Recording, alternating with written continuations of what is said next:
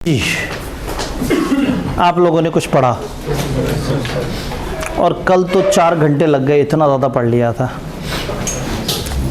लिखने में 4 घंटे लग गए, 3 घंटे, 2 घंटे, 1.5 घंटा, आधा घंटा, पौना घंटा।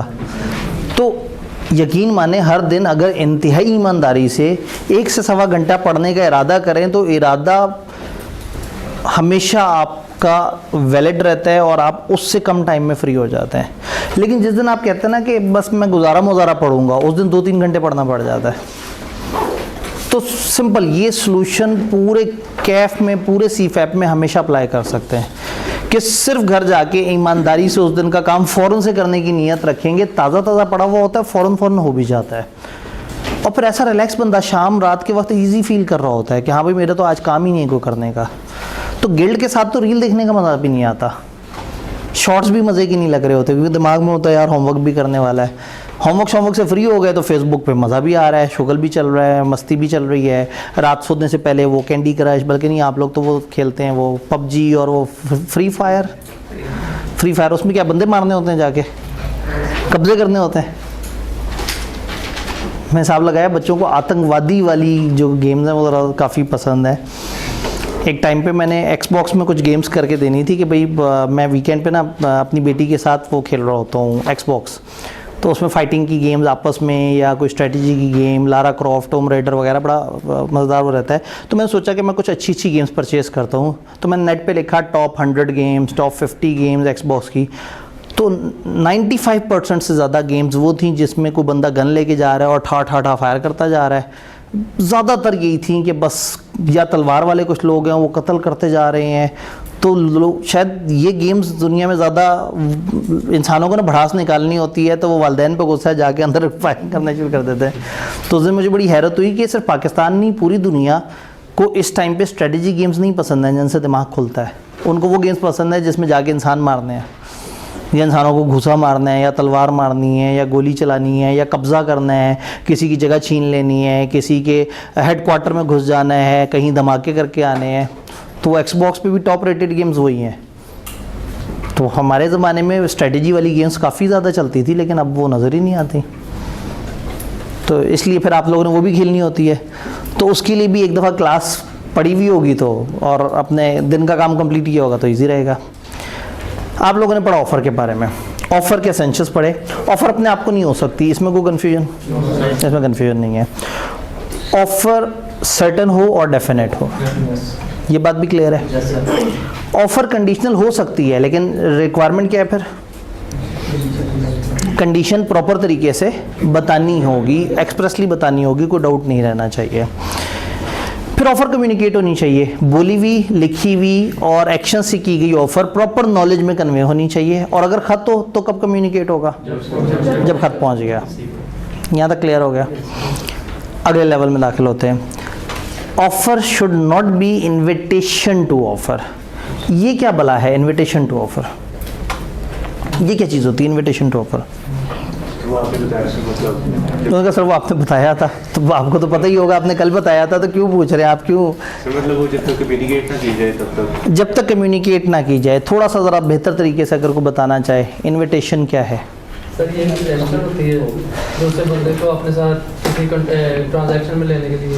ये एक तरीका है जिससे आप दूसरे को ट्रांजैक्शन के लिए आमादा कर रहे होते हैं। ये ऐसा तरीका है जिससे आप उसे अट्रैक्ट कर रहे होते हैं।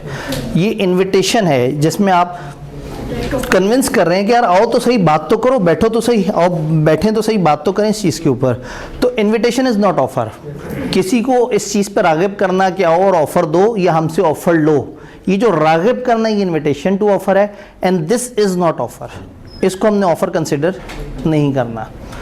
ये सबको क्लियर है? ऑफ़र के सारे एसेंशियल्स क्लियर हैं? ऑफ़र लैप्स 5-6 तरीके से हो सकती है, वो बातें समझ आई थी? सबको बात समझ आ गई? उसमें कोई कन्फ्यूजन तो नहीं? फिर आपने एक्सेप्टेंस की डेफिनेशन देखी, बहुत मुश्किल सी डेफिनेशन। जब एक बंदे ने दूसरे को पेशकश की और वो मान गया तो एक्सेप्टेंस है। एक्सेप्टेंस एब्सोल्यूट हो और अनकंडीशनल हो, ये बात समझ आती है? अगर कंडीशन डाल दे एक्सेप्ट करने वाला, फिर क्या होगा? ये काउंटर ऑफर कहलाएगी और फिर उसको देखना पड़ेगा।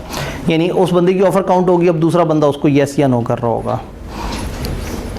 एक स्टेप आगे गए, हमने कहा एक्सेप्टेंस जो है वो कम्युनिकेट होनी चाहिए, लेकिन हमने उसके रूल्स नहीं पढ़े। एक्सेप्टेंस ऑफ एक्सप्रेस भी हो सकती है, इम्प्लाइड भी हो सकती है। एक्सेप्टर को पता होना चाहिए ऑफ़र के बारे में, अगर नहीं पता तो उसकी वो हरकत एक्सेप्टेंस काउंट नहीं होगी। और एक्सेप्टेंस टाइम पूरा होने से पहले, ऑफ़र ख़त्म होने से पहले पहले हो जानी चाहिए। एक्सेप्टेंस कौन से मोड में होनी चाहिए? रीज़नेबल। अगर कोई बताया गया मोड है तो वो वाला, नहीं बताया गया जो उस तरह के बिजनेस में चलता है उस तरह से होनी चाहिए। कोई सवाल गुज़िश्ता दिन के लेक्चर से रिलेटेड, कोई कन्फ्यूजन, कोई परेशानी, कोई बात जो नहीं समझ आ रही, कोई बात जो ज़्यादा समझ आ रही है, सब क्लियर है? अभी तक हमने जितना पढ़ा सब आता है और सब लिखा हुआ भी है। तो आज तो लिखने वाला बड़ा थोड़ा सा काम होगा। तो जब इतना थोड़ा सा काम होगा तो फिर तो आप तो बोर हो जाएंगे, तो फिर दोहराने वाला काम होना चाहिए। तो हम अपना वेरी फर्स्ट ऑफिशियल टेस्ट कर लेते हैं कल, जिसमें सिर्फ चैप्टर 2 आए, ताकि आपको एक दफ़ा बिल्कुल एक छोटे से स्कोप के साथ समझ आ जाए कि ये टेस्ट में जब हम अननोन सवालों के साथ आते हैं तो हम उनसे कैसे लड़ना है। वो पहला टेस्ट देने से पहले मैं आपको कम से कम चैप्टर 2 के अभी तक पास पेपर्स में जो आए हुए सवाल हैं वो ज़रूर एक दफ़ा गो थ्रू करवा दूंगा कि भाई किस किस तरह से सवाल आए हैं, ताकि आपका एक माइंड बन जाए कि सवाल इस तरह से आते हैं।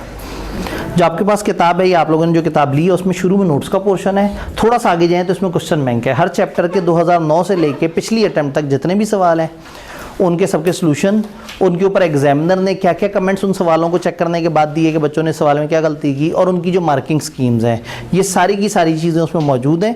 पुराने सवालों में एग्जामिनर कमेंट मार्किंग स्कीम नहीं होती थी, लेकिन रिसेंट सवालों में आहिस्ता आहिस्ता मार्किंग स्कीम और एग्जामिनर कमेंट्स आने शुरू हो गए थे।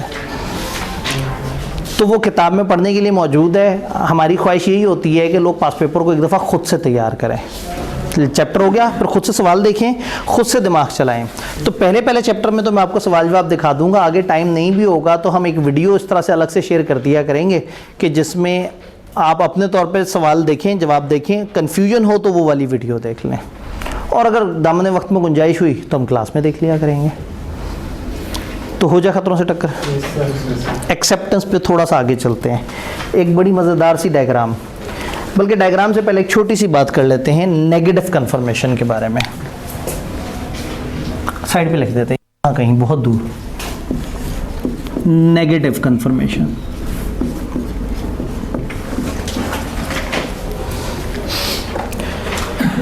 कन्फर्मेशन तो है लेकिन कौन सी है? नेगेटिव। नेगेटिव का मतलब ये होता है कि नफ़ी, नहीं, और कन्फर्मेशन का मतलब है हाँ। तो नहीं किस्म की हाँ, एक ऐसी कन्फर्मेशन जिसमें आपने कहा है नहीं, या एक ऐसी कन्फर्मेशन जिसमें आपने कुछ नहीं कहा है, या आपने कुछ नहीं कहा है और कन्फर्मेशन हो गई है।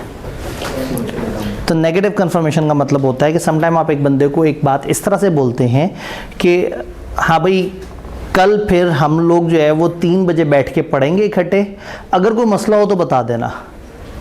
तो अगर अगला बंदा अगले दिन 3 बजे तक कुछ नहीं बताता तो आप खुद से क्या अजम्पशन ले लेते हैं? उसको कोई मसला नहीं है कि अब हमने पढ़ना है। तो समटाइम आपकी ऑफ़र इस तरह की होती है कि आप दूसरे से कहते हैं देखो अगर तुम खामोश रहोगे, कुछ नहीं जवाब दोगे तो मैं समझूंगा कि इसका ये मतलब है। कॉन्ट्रैक्ट एक्ट ने शिद्दत से मना कर दिया, होने का negative confirmation should not be a mode of acceptance. Contract act में ऐसा नहीं होना चाहिए कि ए ने बी से कहा, ये भाई ने साथ वाले भाई को कहा कि मैं तुम्हें ये लैपटॉप 50,000 का बेचना चाहता हूं, अगर तुम्हारी तरफ से कोई जवाब नहीं आया तो मैं समझ लूंगा कि तुम्हें कबूल है।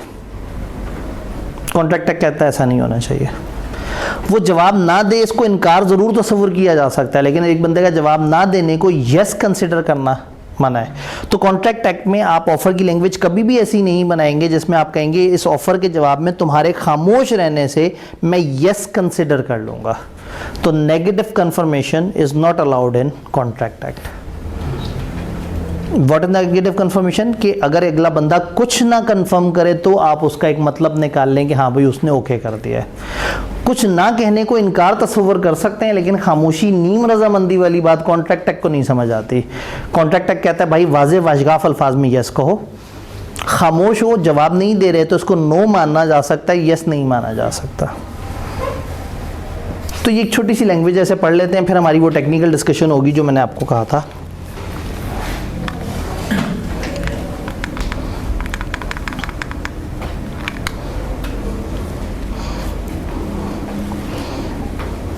ये दरमियान में एक पॉइंट है, उससे ऊपर जनरल पॉइंट है, वो जो एक्सेप्टेंस की communication, acceptance may be complete when it is communicated to, जैसे ऑफर में हमने पढ़ा था, offer can be accepted by word spoken और रिटन और through conduct of the person.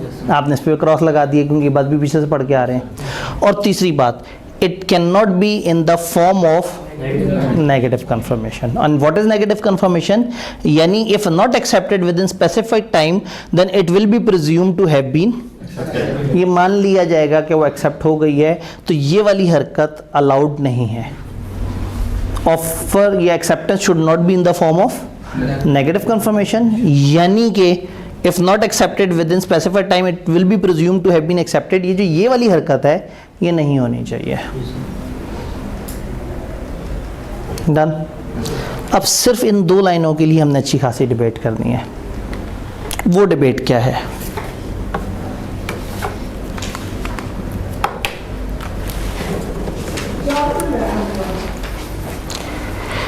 Acceptance की टाइमलाइन पे बात करनी है। वैसे तो मुझे लग रहा है कि मेरे पास यहाँ पे एक टाइमलाइन सजी हुई भी है, लेकिन वो बहुत ही गंदी राइटिंग होगी, नहीं है, मेहनत करनी पड़ेगी।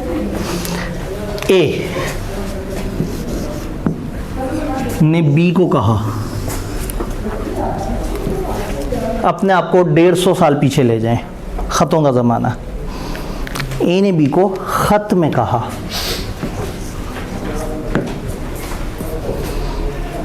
ए बैठा है पाकिस्तान, बी बैठा है वियतनाम। पाकिस्तान से आपने ख़त लिखा, वियतनाम में एक कंपनी जो कि मेडिसिन्स बनाती है, पाकिस्तानी एक बंदे ने उनको ख़त लिखा कि अगर मैं आपको 1 लाख US डॉलर भेज दूं तो क्या आप मुझे 10 बॉक्स उस वाली मेडिसिन के दे देंगे? पाकिस्तानी कंपनी ने ख़त लिखा कि अगर हम आपको 1 लाख डॉलर दे दें तो वो फलाना तरह की मेडिसिन की इतनी क्वांटिटी के 10 बॉक्स आप हमें दे देंगे। ये ख़त इन्होंने रवाना किया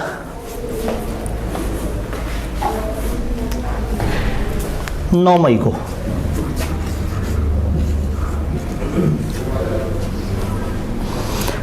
ख़त पहुंचा 14 अगस्त को। वियतनाम में ख़त है, ख़त पहले, और ज़माना भी 150 साल पुराना है। ख़त पहले लेटर बॉक्स में जाएगा, लेटर बॉक्स से एक मेन डाक ऑफिस जाएगा, फिर वहाँ से पाकिस्तान की सेंट्रलाइज डाक ऑफिस जाएगा, फिर पाकिस्तान से हम इंतज़ार करेंगे कि एक बहरी जहाज़ कब रवाना होगा, फिर उस बहरी जहाज़ में सारे कार्गो के साथ ये ख़त भी रवाना होगा, फिर एक ख़ास समंदरी मकाम पे पहुँचेगा, फिर वहाँ से ये वियतनाम की तरफ सफ़र शुरू करेगा। रास्ते में 2-3 तरह के और कोरियर्स होंगे। तो 9 मई को भेजा हुआ ख़त वहाँ कब पहुँचा?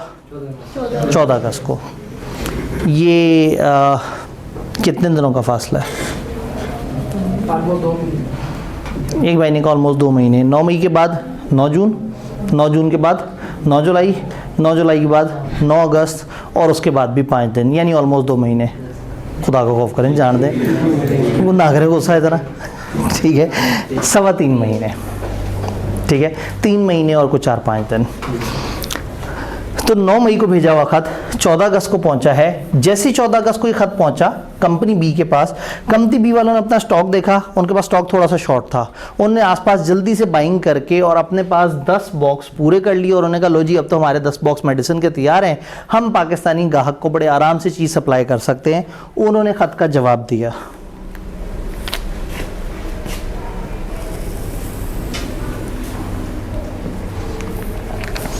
ये ख़त का जवाब दिया उन्होंने 19 अगस्त को, और ख़त पहुंच गया 28 नवंबर को। मैं गलती से कोई तारीख ना लिख दूं। अच्छा, दोनों इस तरफ वाली तारीखें ख़तरनाक है।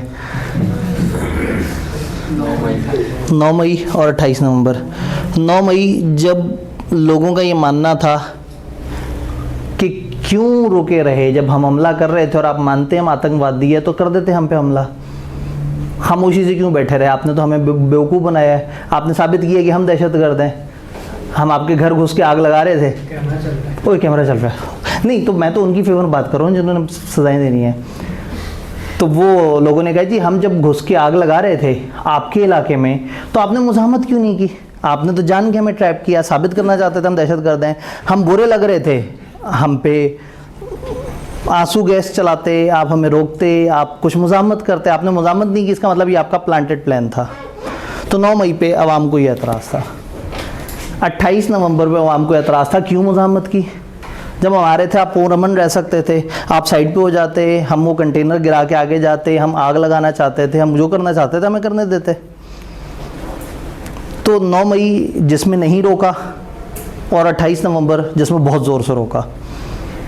खैर ज़ाहिर है आवाम हमेशा नुकसान वाली साइड पे होती है, पावर वाले जो इदारे हैं उनसे हमेशा यही होती है कि वो आवाम के साथ जुल्म ना करें। तो जो उन्होंने यहाँ किया वो भी गलत था, जो वहाँ किया वो भी गलत था, लेकिन आवाम ने भी जो यहाँ किया वो भी गलत था और जो यहाँ किया वो भी गलत था। जब आवाम एग्रेशन दिखाएगी तो अल्टीमेटली जिन्होंने जो ठेकेदार समझे जाते हैं, जिन्होंने बचाना है, वो तो कहेंगे हमने मुल्क बचाना है, वो लीगली एट राइट होंगे और हम लोग खामखा जेलों में सड़े होंगे, और जिन्होंने हमसे वो आगे लगवाई होंगी वो सुकून से साइड पे बैठे हुए होंगे। उनको तो शहादतें चाहिए, उनको तो लाशें चाहिए ताकि वो फिर फेसबुक की बड़ी प्यारी प्यारी इमोशनल पोस्टें बनाएं। उनको आवाम से कोई लेना देना नहीं, वो जाते हैं लोगों को फंसा के भाग जाते हैं। 9 मई में भी पकड़ा जाता है वर्कर, 28 मई में भी मरता है वर्कर, 28 नवंबर को भी। ना उस दिन कोई MNA मरता है ना बाद में MNA मरता है। बंदे मरे और MNA भी मर जाए ना बीच में तो समझ आए कि हाँ चलो ठीक है ये एक कंबाइंड इनकलाब था। अजीब सा इनकलाब है, गरीब को मरवा देते हैं, वो फंस जाता है, वो यही सोचता रहता है मैं पाकिस्तान आज़ाद करने चला था। तो ये थोड़ी सी ज़्यादती है, मतलब एटलीस्ट फिर साथ ज़रूर खड़े रहें। अगर मानते हैं कि हक पे हैं तो साथ खड़े रहें। ये नहीं है कि हक पे हैं, लोगों को हक पे लगाया हुआ और ख़ुद अचानक हक के आसपास से भाग के और दोबारा अपने मोर्चों में चले जाते हैं ताकि दोबारा से फिर एक नई मुहिम लेके आएँ। तो इत्तफाकन ये हुआ कि हमसे तारीखें जो है ना कुछ तारीखी सेट हो गई। ये 28 नवंबर मैंने वैसे ही जान के गुस्सा निकाला था, मेरे ख्याल में ये टाइम उतना ही होगा 3.25 महीने, अगस्त से सितंबर, अक्टूबर, नवंबर। तो जाते हुए ख़त ने लिए थे 3 महीने 5 दिन, वापसी पे ख़त ने लिए 3 महीने 9 दिन। तो इत्तफाकन हमारे पास 2 तारीखें आ गई और फिर मुझे वही दुख वो दोबारा हो गया कि जो आवाम ने किया और जो आवाम के साथ हुआ। फंसते बच्चे ही हैं। ये 9 मई में हमारे इतने सारे स्टूडेंट बेचारे जेलों में गए थे, कुछ अभी तक नहीं आए, कुछ आए हैं और उसके बाद वो बेचारे जो है ना वो बहुत ज़्यादा बताने से कासे रहे कि क्या हुआ, जस्ट बिकॉज कि उस दिन बहुत इनकलाबी जोश चढ़ा हुआ था और जिन्होंने जोश चढ़ाया वो सारे महफूज बैठे हुए हैं। दुख इस बात का ना भाई, वो भी डंडे खा रहे होते हैं इन बच्चों की तरह। बच्चों का बाप इतना तगड़ा नहीं है कि बच्चों को आज़ाद करा सके, वो सारे तगड़े सियासतदान हैं, वो सब पावर वाले लोग हैं, वो फिर आपस में मिल जाते हैं। तो जज्बाती ज़रूर हुआ करें, लेकिन एक ख़ास लेवल से ज़्यादा आगे जज्बाती तब तक नहीं होना जब तक आपने अपना हाथ उनके हाथ से बांधा हुआ नहीं है। वो कहें आओ यहाँ आग लगाते मज़ा आएगा, उनसे कहो चलो साथ चलते हैं। पुलिस आगे पकड़े, उनसे कहें ये बड़े वाले अंकल हैं इनको पहले पकड़े। वो बड़े अंकल उस वक्त गायब हो जाते हैं और वो बेचारे बच्चे आग लगाते। और दुख की बात है वो फिर ओन भी नहीं करते, कहते हैं ये तो थे ही आपकी तरफ के लोग, हम थोड़ी लेके आए थे इन्हें। वो बच्चा रुल जाता है, उसको फिर जेल से भी नहीं छुड़वाते कि जेल से छुड़वाने जाएंगे तो साबित होगा कि ये हम लोग भी करा रहे थे। तो कोशिश आप लोगों ने कोशिश करनी है कि इतना ज़्यादा इन्वॉल्व ना हो कि अपने आप को फंसा लें, और अगर हो ठीक है आपको लगता है सही है ज़रूर हो, लेकिन फिर उन ताकतवर अफराद को साथ लेके चलें, या आपकी बैक पे ताकत ज़्यादा हो या कम से कम वो जो आपको आगे लेके जा रहे हैं आप उनसे कहें फिर आपने रहना हमारे साथ है। जैसे इस दफ़ा लोगों ने उसे जाने ही नहीं दिया, ठीक है, लेकिन फिर भी वो निकल गया। अगर जाने नहीं दिया तो या तो वो हलाक हो गया होता, वो हलाक भी नहीं हुआ। तो हलाक फिर गरीब आवाम होती है। और फिर वही बात है, हम आपस में सोचते रहते हैं कि इदारे बुरे हैं या आवाम बुरी है। ना इदारे बुरे हैं ना आवाम बुरी है, ये वो सियासतदान बुरे हैं जो सिर्फ अपने मकसद की अपनी सीट के लिए उधर के सियासतदान आते हैं तो वो हमला करवाते हैं। इधर जो सियासतदान कुर्सी पे नहीं होता वो खामखा ये समझता है कि मुल्क में मैंने इनकलाब लेके आना है और आवाम को इदारों के आमने सामने कर देते हैं। तो ये इदारे गंदे होते हैं या आवाम गंदी होती है। और वो लोग हमेशा जो है ना फरिश्तों की तरह से रहते हैं और हम उनको उसी तरह से पूछते रहते हैं। मैं किसी एक सियासतदान की बात नहीं कर रहा, सारे ऐसे करते हैं। नवाज शरीफ वगैरह अपने इरा में इसी तरह से करते थे, जरदारी अपने इरा में इसी तरह से करता था, सब ने अवाम को यूज़ किया है। लेकिन अब आप लोग कहते हैं ना हम बाशऊर हो गए, हमें समझ आ गई है, कोई नहीं समझ आई है। आप उसी तरह से पागल बन रहे हैं, बस आप ये लिख के खुश हो रहे हैं कि हमें समझ आ गई है। हम लोग अपने टाइम पे ऐसे ही बेवकूफ़ बने, हमारे बड़े अपने टाइम पे ऐसे ही बेवकूफ़ बने, आप अपने टाइम पे वैसे ही बेवकूफ़ बन रहे हैं। लेकिन हम कम से कम शर्मिंदा होते थे बाद में बेवकूफ़ बनने के। आप फ़ख्र महसूस करते हैं, आपको अच्छा लगता है, ऊपर से जाके बड़े धड़ल्ले से लिखते हैं कि देखा हम में शऊर आ गया। कोई शऊर नहीं आया, आप उतने ही पागल हैं जितने हम पागल थे। तो थोड़ा सा आप जाग जाएं, हम शायद नहीं जाग सके। आप तो मीडिया के दौर में, आपको तो सच झूठ फ़ौरन से पता लग जाता है। 28 नवंबर को ख़त पहुंचा। अब ये ख़त जब इन्होंने 14 अगस्त को रवाना, 14 अगस्त को इन्होंने पहले देखा, 19 अगस्त तक इन्होंने अपनी सारी वर्किंग कर ली थी और इन्होंने ख़त रवाना कर दिया था। तो आपको क्या लगता है, ख़त रवाना करके उन्होंने वो डब्बे फेंक दिए होंगे? 10 डब्बे सामने आए थे तभी ख़त रवाना किया, तो 10 डब्बे साइड पे रख दिए होंगे। क्या किसी और ग्राहक को बेच रहे होंगे? क्यों? उन्हें लग रहा है कि कॉन्ट्रैक्ट हो गया, उन्हें लग रहा है कॉन्ट्रैक्ट हो गया। कॉन्ट्रैक्ट एक्सेप्टेंस पूरी होने पे होगा, ख़त तो अभी पहुंचा ही नहीं है। तो कितने दुख की बात हो कि ख़त पहुंचते पहुंचते 28 नवंबर से एक दिन पहले 27 नवंबर आए और 27 नवंबर को वो किसी और को $1 लाख दे के वहाँ से माल उठा ले, और फिर इनको अगले दिन ख़त भेजे जो कि 3.25 महीने बाद पहुंचे और वो कहे सॉरी। तो यहाँ लॉ को लगा थोड़ा सा जुल्म हो जाएगा, तो लॉ ने एक उलट रूल दिया। वो कहते हैं जिस वक्त ये एक्सेप्टेंस का ख़त रवाना करेंगे उस वक्त ए बाउंड हो जाएगा, ए उस वक्त बाउंड हो जाएगा, चाहे उसे पता भी ना हो कि ख़त रवाना हुआ है। यानी ऑफ़र किस दिन कंप्लीट हुई थी? जब ऑफ़र का ख़त पहुंचा था। किस दिन पहुंचा था? 14 अगस्त को। एक्सेप्टेंस किस दिन कंप्लीट हुई है? हम कहेंगे ए की नज़र में एक्सेप्टेंस उस दिन कंप्लीट हो गई है जब ख़त रवाना हुआ है, क्योंकि उस बेचारे का कोई कसूर नहीं है, वो अपनी तरफ से कॉन्ट्रैक्ट डन करके बैठ गया है। उसने 10 बॉक्स निकाले और जब जवाब रवाना कर दिया तो ये सोच चुका है कि कॉन्ट्रैक्ट बन गया है।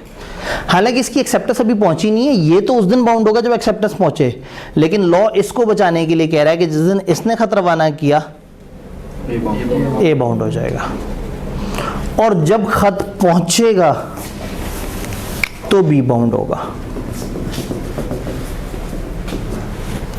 तो बस ये याद रखना, एक्सेप्टेंस में उलट हो जाता है। Acceptance is completed as per offerer when it is put in course of transmission.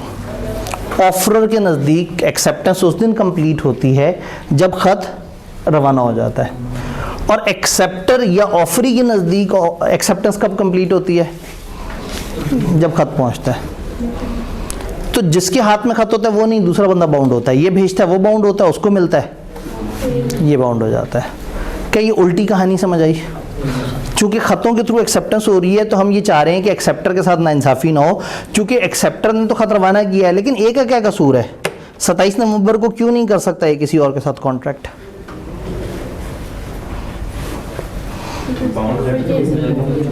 उसे तो नहीं पता वो बाउंड हुआ है, उसे वेट करना चाहिए था। उसने ख़त भेजा था ना, वो ख़त जो वेतनाम 3.25 महीने बाद पहुंचता है, तो फिर उसे मार्जिन रखना चाहिए था, आधा पौना महीना एक्सेप्टेंस वगैरह के लिए, फिर 3.25 महीने का मार्जिन रखता, तो जिस वक्त रवाना किया था 8-9 महीने तक रीज़नेबल वेट करके अगर जवाब ना आता तो किसी और से डील कर लेता। तो ख़तों के ज़माने में चीज़ें थोड़ी सी मुश्किल थी, तो इसलिए ख़तों के ज़माने में लोगों को बाउंड करने के लिए ना लॉ ने एक रिवर्स रूल दे दिया था।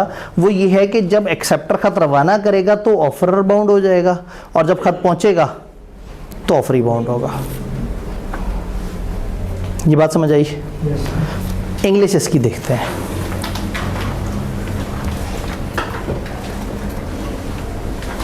वो आखिरी 2 लाइनें, कम्युनिकेशन इज कंप्लीट अगेंस्ट यानी as per proposer when it is put in course of. Communication as per proposer उस दिन कंप्लीट होती है when it is put in course of. Proposer कौन है? ए के नज़दीक ऑफर किस दिन वो एक्सेप्टेंस किस दिन कम्युनिकेट हुई है? When it is put in course of communication is complete against, यानी कि as per acceptor when it comes to knowledge of, जब उसकी नॉलेज में आ जाती है तो फिर वो बाउंड हो जाता है। तो खत वो भेजेगा, ये बाउंड होगा, ये इसको मिलेगा, वो बाउंड होगा। क्या ये आपको चारों तरह की बात समझ आ रही है? खत तो ऑफर की कम्युनिकेशन ए करेगा 9 मई को, लेकिन कम्युनिकेशन उस दिन कंप्लीट होगी जब पहुंचेगा। यानी इन दोनों की नज़र में ऑफर की कम्युनिकेशन की डेट है 14 अगस्त, लेकिन एक्सेप्टेंस की डेट दोनों की फ़र्क है। उसके नज़दीक 19 अगस्त, इसके नज़दीक 28 नवंबर। कोई कंफ्यूजन? जी सब सही है, एक्सेप्टेंस हमें समझ आ गई। अगला सवाल, रेवोकेशन कब हो? रेवोकेशन किसे कहते हैं? तोड़ देना, कैंसिल कर देना। 2 डॉक्यूमेंट अभी तक हमने पढ़े हैं, ऑफर, एक्सेप्टेंस। ऑफर की रेवोकेशन कौन करेगा? ऑफर। तो एक्सेप्टेंस की रेवोकेशन कौन करेगा? ऑफरी। अब सवाल ये है कि ऑफर कब तक रिवोक हो सकती है? आपको क्या लगता है, जनरल कॉमन सेंस क्या कहती है, ऑफर कब तक रिवोक हो सकती है? जब तक एक्सेप्टेंस ना हो जाए। ऑफर कब तक रिवोक हो सकती है? ऑफर दी किसने? ऑफरर ने। ऑफरर के नज़दीक एक्सेप्टेंस किस दिन हुई है? तो ऑफर देने वाला अपनी ऑफर को उस दिन तक रिवोक कर सकता है जिस वक्त तक ऑफरर के नज़दीक कॉन्ट्रैक्ट कंप्लीट हुआ। ऑफरर के नज़दीक कॉन्ट्रैक्ट कंप्लीट होने की डेट है 19 अगस्त, ऑफरी के नज़दीक कॉन्ट्रैक्ट कंप्लीट होने की डेट है। अब रिवर्स करते हैं, एक्सेप्टेंस किसने भेजी थी? एक्सेप्टर या ऑफरी ने? बी ने। तो रिवोक कौन कर सकता है? बी। एक्सेप्टेंस कब तक रिवोक कर सकता है? 28 नवंबर, जो उसकी नज़र में एक्सेप्टेंस की कम्युनिकेशन की डेट है। क्योंकि एक्सेप्टेंस की कम्युनिकेशन से तो कॉन्ट्रैक्ट बन गया ना। अब जब कॉन्ट्रैक्ट बन गया तो ना ऑफर रिवोक हो सकती है ना एक्सेप्टेंस। तो ऑफर देने वाला अपनी ऑफर उसके नज़दीक कॉन्ट्रैक्ट की कंप्लीशन डेट तक कर सकता है, और एक्सेप्ट करने वाला एक्सेप्टेंस की रेवोकेशन इस डेट से पीछे पीछे तक कर सकता है। तो अब अगर आपसे कोई पूछे जी ऑफर की रेवोकेशन कब तक हो सकती है, तो आप वो टाइमलाइन बताएंगे जो एक्सेप्टेंस की टाइमलाइन है ऑफरर के नज़दीक। और जब आपसे कोई पूछेगा एक्सेप्टेंस कब तक रिवोक हो सकती है, तो आप कौन सी टाइमलाइन बताएंगे? जो ऑफरी के नज़दीक टाइमलाइन एक्सेप्टेंस की। किताब से पूछते हैं, timing of revocation of offer. A proposal may be revoke at any time before acceptance. वो जो सामने की ऑफर है, एक बंदे सामने से ऑफर दी, अगले ने एक्सेप्ट करना था, करने से पहले पहले आपने रिवोक कर दी, तो या तो एक्सेप्टेंस से पहले रिवोक कर दें, ये है सादा केस। और अगर खत वाले केस की बात करें, और the communication of acceptance is complete as against the proposer, as per the proposer but not. तो ऑफर देने वाला अपनी ऑफर को उस दिन तक रिवोक कर सकता है जब उसकी नज़र में एक्सेप्टेंस की कम्युनिकेशन हो गई है। और मेरी एग्जांपल में वो डेट है 19 अगस्त। एक्सेप्ट करने वाला कब तक एक्सेप्टेंस कर सकता है? Acceptance can be revoke at any time before the communication of acceptance is complete as against acceptor but. तो एज पर एक्सेप्टर जब तक कम्युनिकेट हो गई उस दिन से पीछे पीछे कर सकते हैं, उसके बाद नहीं कर सकते।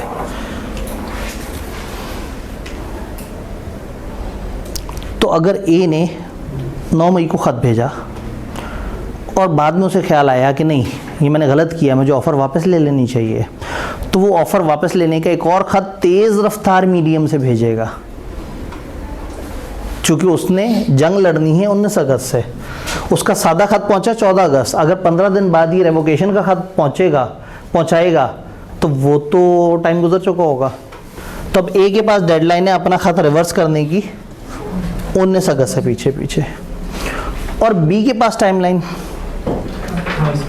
28 नवंबर से पहले, यानी बी को एक्सेप्टेंस पहुंचने से पहले रेवोकेशन भेजनी होगी। ए को ऑफर पे पहुंचने से पहले नहीं भेजनी, ऑफर के एक्सेप्ट होने से पहले पहले भेजनी है रेवोकेशन। तो क्या ये वाहिद प्रॉपर टेक्निकल चीज़ जो इस चैप्टर में है वो समझ आई है? पक्का? किताब ने उसके बाद एक बच्चों वाली बात बता के चैप्टर को क्लोज किया। रेवोकेशन किस बंदे के नज़दीक किस दिन काउंट होगी, जो बंदा मेक करता है, जब वो अपनी तरफ से रवाना करेगा वो समझेगा मेरी तरफ से हो गई रेवोकेशन, लेकिन असल में रेवोकेशन कब मानी जाएगी? जब वो पहुंचेगी। As against the person to whom it is made when it comes to the knowledge of, तो वही ऑफर वाला रूल, ऑफर पहुंचती थी तो वैलिड होती थी, तो रेवोकेशन पहुंचने पे वैलिड होगी। लेकिन एक्सेप्टेंस बड़ी शरारती चीज़ थी, चलने पे वैलिड हो गई थी। उसने भेजा आप बाउंड, आपने भेजा या आपने रिसीव किया वो बाउंड। पता नहीं मैं अपने सामीन और नाजरीन को किस मंजिल तक पहुंचा पाया। क्या पेपर में अगर सवाल आया कि इस तारीख पे ऑफ़र दी जा रही है, इस तारीख पे एक्सेप्टेंस हुई है, इस तारीख पे ख़त पहुंचा है, इस तारीख पे ख़त रवाना हुआ है, तो आप पेपर में बता सकेंगे कि किस बंदे के नज़दीक कब कॉन्ट्रैक्ट कंप्लीट हुआ है और कौन सा बंदा कब अपनी ऑफ़र को रिवोक कर सकता है? अगर इसमें वो रिवोकेशन भी ऐड कर दें तो फिर समझ आ जाएगा कि रिवोकेशन किस दिन से पीछे पहुंचे तो रिवोकेशन वैलिड है, बाद में पहुंचे तो ओरिजिनल चीज़ वैलिड है। कोई कंफ्यूजन कंप्लीट चैप्टर में? लेटर उसने जो है वो 19 अगस्त यानी कि 25-30 अगस्त को भेजा हो, ठीक है, तो 28 नवंबर के बाद वो रिसीव करे, फिर भी यानी कि फिर भी देखिए 28 नवंबर तो मेरी एक रफ डेट थी ना। आपने कुछ क्वेश्चन रखना है, जब आपका खत 3.25 महीने ले रहा है तो रास्ते में हंगामे भी हो सकते हैं, मसले भी हो सकते हैं, तो 3.25 नहीं 4-1 महीने तो आपको सोचना चाहिए एहतियातन। और दूसरे को एक्सेप्ट करने का भी टाइम चाहिए, उसने आपका माल अरेंज भी करना है। हमें दुख ये था कि उसने माल भी अरेंज कर लिया, आपको खत भी भेज दिया, 4 महीने का टाइम भी लग गया और आपने कह दिया सॉरी भाई मैं आपसे डील नहीं कर रहा, तो उसका क्या कसूर जो सामान रख के आपका इंतज़ार कर रहा है? तो लॉ ने यहाँ पे एक्सेप्टर को फेवर दी है, क्योंकि ऑफरर, एक्सेप्टर अपने घर सुकून से बैठा था, ऑफरर था जो जज्बाती हो के आया था और ख़त लिखा था, तो इंतज़ार किसको करना चाहिए? एक्सेप्टर ने तो अचानक से बैठे बैठे एकदम से खत आके टकराया है, तो उसने टाइम तो लेना है थोड़ा सा, और टाइम लेके नेक नियति से उसने रिप्लाई भी कर दिया है। तो अब हक ये बनता है कि एक्सेप्टर बेचारे का इंतज़ार किया जाए। कितना इंतज़ार करें? रीज़नेबल। रीज़नेबल कैसे होगा? अगर ये ख़त उसने दुबई भेजा होता तो शायद 25 दिन भी बहुत बड़ा मुनासिब इंतज़ार था, लेकिन ये ख़त वियतनाम भेजा है। अगर ख़त ऑस्ट्रेलिया भेजा होता तो शायद 5 महीने इंतज़ार करता, जो उसने कम से कम 5 समंदर क्रॉस करके जाना था। तो डिपेंड करता है ना। असल में इसलिए हमें नहीं समझ आ रही कि हम आज के दौर के एंड्रॉयड एरा के जनरेशन कौन सी वाले हैं? आप कौन सी जनरेशन कहलाते? जन जी। अब जन जी वाले लोग हैं, जनरेशन जी वाले लोग हैं जो व्हाट्सएप पे मैसेज भेज के और देख रहे होते हैं कि ब्लू टिक कब आएंगे। हमें तो, हम उस एरा में हैं और बातें टीचर बता रहा है 150 साल पुरानी के खत चला है और 3.25 महीने तक खत पता नहीं कहाँ पहुँचा हुआ है। तो ये हजम थोड़ी होनी है, लेकिन ख़तों के ज़माने में ऐसे ही तो होता था। किसी को जल्दी खत भेजना होता था तो वो तार भेजता था। उस वक्त में एक ज़्यादा फास्ट तरीका होता था, उसे कहते थे तार। आज के ज़माने में उसको फैक्स कहते हैं। बड़ा मज़े का सिस्टम था। दुनिया ने ना आहिस्ता आहिस्ता स्कैनिंग की और फोटोकॉपी की मशीन सीखी। फिर दुनिया ने आहिस्ता आहिस्ता सीखा कि तारों के थ्रू सिग्नल कैसे जा सकते हैं। जैसे टेलीफोन के सिग्नल जाते हैं तो उन्हें सोचा इसके सिग्नल भी जा सकते हैं। तो अक्सर जगह टेलीफोन की एक एक्सटेंडेड लाइन लगती थी जिसमें तार की ऑप्शन होती थी। टेलीफोन के साथ एक डिवाइस इंस्टॉल कर दी जाती थी और वो डिवाइस जिस टेलीफोन के साथ होती थी वो डिवाइस सेंड और रिसीव करने की सलाहियत रखती थी। तो होता ये था कि आप फ़र्ज़ करें पाकिस्तान बैठे और आपने वियतनाम पैगाम भेजवाना है, तो आप एक फैक्स मशीन के पास आते थे, आप लेटर उस मशीन के अंदर डालते थे। मशीन के अंदर गया, मशीन के अंदर जाता था, मशीन उसको स्कैन करती थी, उसका डिजिटल उसके सिग्नल में कन्वर्ट करती थी और टेलीफोन की तार से उसको वियतनाम रवाना कर देती थी। वियतनाम में जाके वो सिग्नल बाहर निकलते थे तो एक फैक्स मशीन नज़र आती थी, उसमें जाके उस डॉक्यूमेंट का दोबारा से इमेज बनता था और वो वाली उसकी फ़ोटोकॉपी निकाल देती थी। तो दुनिया को ऐसा लगता था कि हम यहाँ से जो ख़त डाल रहे हैं वो वहाँ से ख़त निकल रहा है, हालांकि इधर का गया हुआ ख़त यहीं पे ही पड़ा हुआ होता था जो नीचे मशीन से निकाल सकते थे और वहाँ का ख़त उसने प्रिंट किया होता था। लेकिन ये उर्फ़ आम में समझा जाता था कि एक अजीब सी मशीन है जो हमारे ख़त को तार में घुमा के डाल के और दूसरी तरफ से निकाल के दे देती है। तो ये था तार, ये 5 मिनट में प्रोसेस हो जाता था और इसके पैसे नॉर्मल ख़त से कोई पता नहीं शायद 150 गुना ज़्यादा होते थे। तो बड़े अमीर किस्म के लोग होते थे जिन्होंने अपने पास फैक्स मशीन रखी होती थी। तो अगर ख़त से ज़्यादा फास्ट प्रोसेसिंग करनी होती थी तो ज़माना था तार वाला। तो वही वाली बात है कि आप जिस एरा में हैं तो आपको तो कहाँ बातें समझ आनी है। एक और तरीका भी होता था एक विद इन सिटी कम्युनिकेशन का, कबूतर। कबूतर को अगर आप एक दफ़ा एड्रेस समझा दें तो वो उसके बाद जब आप उसको कहेंगे कि ये चीज़ उस एड्रेस पे लेके जानी है, वो एग्जैक्टली उस एड्रेस पे जाएगा। तो पुराने ज़माने में जैसे अभी आपने किसी को मैसेज भेजना होता है तो आप किसी ऐसी ऐप से मैसेज भेजते हैं जिसका पता ही ना लगे किसी को। तो पुराने ज़माने में लोग कबूतर के साथ जो है ना मैसेज बांध के और कबूतर को ऐसे उड़ा दिया करते थे। अगर उसकी याददाश्त ने काम किया और वो सही जगह पे आपका पैगाम लेके पहुंच गया तो फिर तो मज़ेदारी की बात है। लेकिन अगर वो थोड़ा सा भी लेफ़्ट राइट हो गया और किसी और ने आपका पैगाम देख लिया और उसने जवाब रवाना कर दिया तो कई साल तक तो आपको पता ही नहीं लगेगा कि आपकी गलत बंदे से खतों किताबत चल रही है। तो आपको कहाँ मसले समझ आने हैं ये वाले।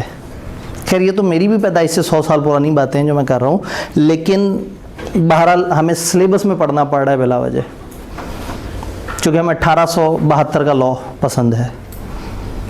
तो क्या ये चैप्टर अपने तमाम पत्थर के ज़माने के रूल समेत समझ आ गया? चलें आगे। अब देखते हैं कि सवाल किस तरह के आते हैं। ज़रा ओवर द पीरियड देखें तो सही 2009-10 से ऑनवर्ड लेके रीसेंट की तरफ आते आते देखते हैं कि इसमें से सवाल किस तरह के आ रहे हैं। तो हम तैयार बैठे हुए होंगे कि इस तरह के सवाल आते हैं, हम उस तरह से तैयार करेंगे और कल पेपर में जब आपके सामने सवाल आएंगे तो आप पहले से अलर्ट बैठे होंगे कि हाँ भाई मैं किस तरह से तैयार होके आऊँ। हो जाए खतरों से टक्कर।